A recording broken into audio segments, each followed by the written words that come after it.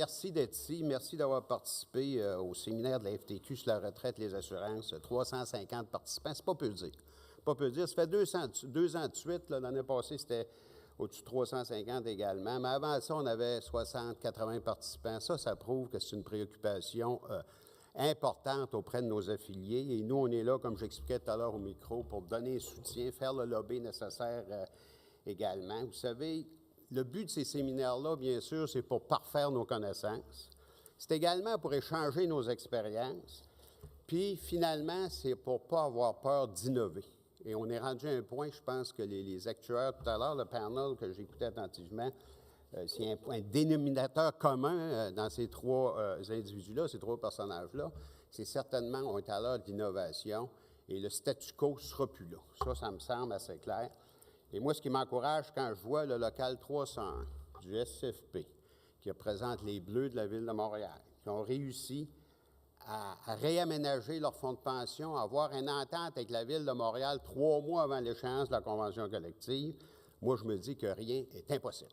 Rien n'est impossible. Si eux ont été capables de le faire, on se souvient des relations de travail historiques de cette section-là avec cet employeur-là.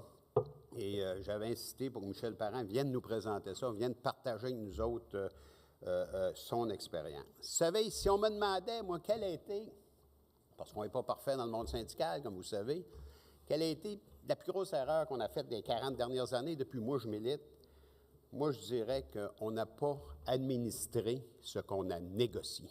C'est probablement la plus grosse erreur qu'on a faite. On a laissé ça à d'autres dont les intérêts n'étaient pas toujours les mêmes que les nôtres et les visions n'étaient pas toujours les mêmes que les nôtres non plus. J'ai appris que le panel, que nos actuaires n'avaient pas de fonds de pension à prestations déterminées. C'est une surprise pour moi.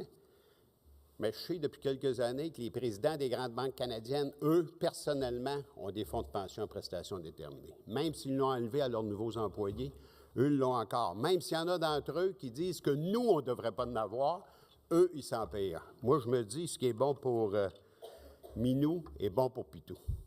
Moi, je dis aux jeunes, c'est sûr que on se fait dire souvent, vous allez payer pour les générations futures, mais moi, j'ai des enfants puis j'ai des petits-enfants.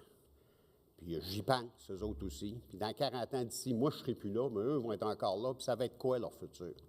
Puis dans quelle situation ils vont être? Si on ne fait rien au niveau de la Régie des rentes du Québec, dans 40 ans d'ici, les jeunes d'aujourd'hui vont être aux prises avec des problèmes graves. L'État de demain va être aux prises avec des problèmes graves si on ne met pas de l'argent de côté pour faire en sorte que les moins jeunes de plus tard, les gens en haut de 60 ans, dans 40 ans d'ici, puissent avoir une retraite à l'abri des soucis.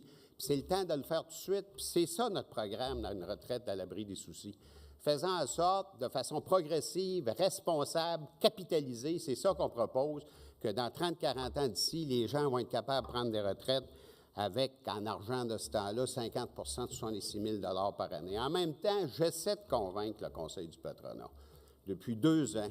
Et j'ai peut-être pas réussi, mais au moins Marie-Josée est invitée au Conseil du patronat pour faire un exposé sur notre campagne au niveau de la Régie des rentes du Québec. C'est déjà un pas.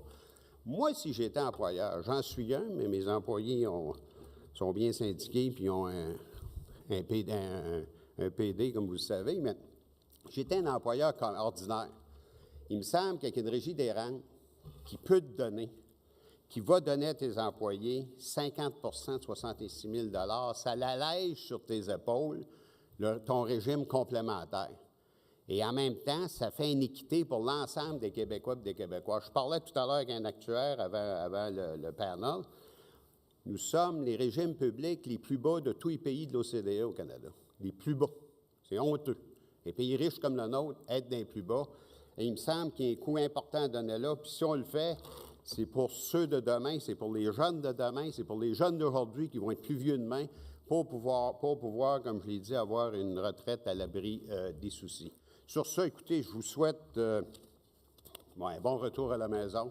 Merci de votre participation. Puis, vous savez, je dis tout le temps, la formation à FTQ, les séminaires à FTQ, nous autres, notre force, c'est vous autres. C'est les gens, je disais tantôt, les 16 000 personnes qu'on rencontre par année pour faire de la formation, ce qu'on vous demande en retour, continuez. Continuez à avoir un bon mot pour votre syndicat. Continuez à avoir un bon mot pour notre cause. C'est de même qu'on va grandir. Merci, puis bonne fin de journée.